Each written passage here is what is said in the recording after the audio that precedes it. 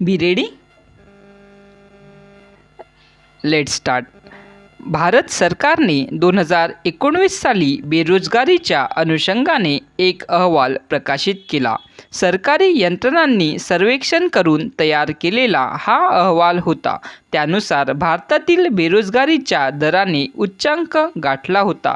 साधारणपणे 45 वर्षांमधील सर्वाधिक बेरोजगारी निर्माण झाल्याचे हे आकडे होते. बेरोजगारीचा प्रश्न सुरुवातीपासूनच महत्त्वाचा होता. अलीकडच्या काही वर्षात या समस्येने गंभीर रूप धारण केले आहे. भारताच्या संविधान सभेतही यावर चर्चा झाली होती. लोकांना रोजगार उपलब्ध करून देण्याच्या अनुषंगाने सरकारने पावले उचलली पाहिजेत असे म्हटले गेले.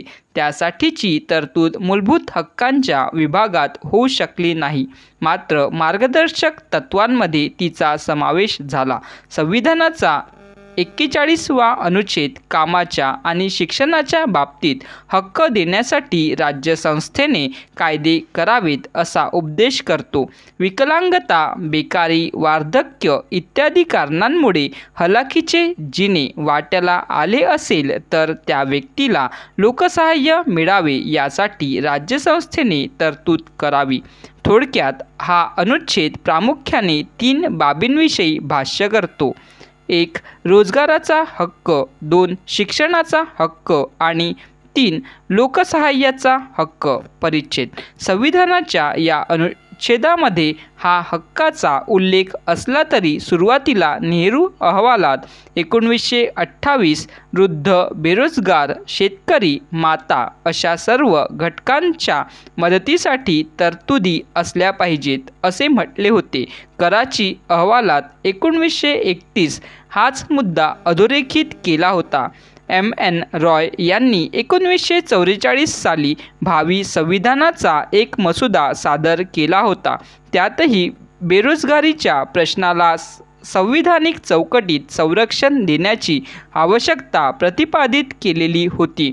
त्यामुळे संविधान सभेत यावर चर्चा झाली तेव्हा मूलभूत हक्क म्हणूनच याकडे पाहावे असा युक्तिवाद केला गेला.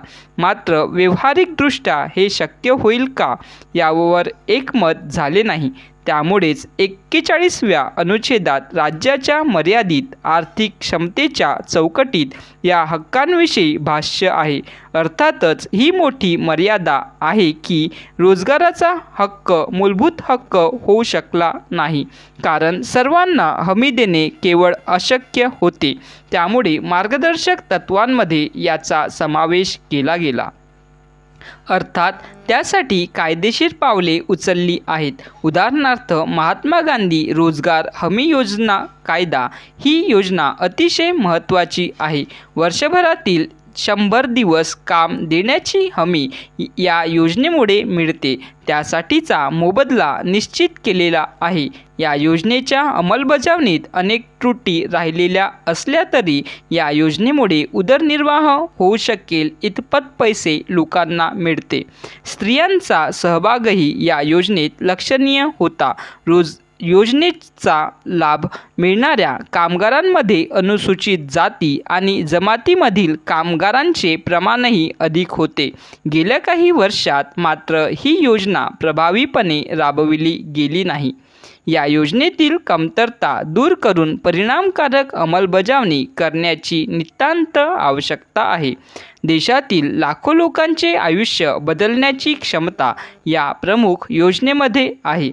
त्यामुळे या योजनेची थट्टा करण्याऐवजी राजकीय इच्छाशक्ती आणि कल्पनाशक्ती यांचा सुयोग्य वापर करून या योजनेची प्रभावी अंमलबजावणी करता येऊ शकते. परिच्छेद. रोजगारासोबतच शिक्षणाचा मुद्दाही तितकाच महत्त्वाचा आहे. तसेच ज्येष्ठ नागरिक आणि अपंग व्यक्तींना लोकसहाय्य मिळवून देण्याची आवश्यकता आहे.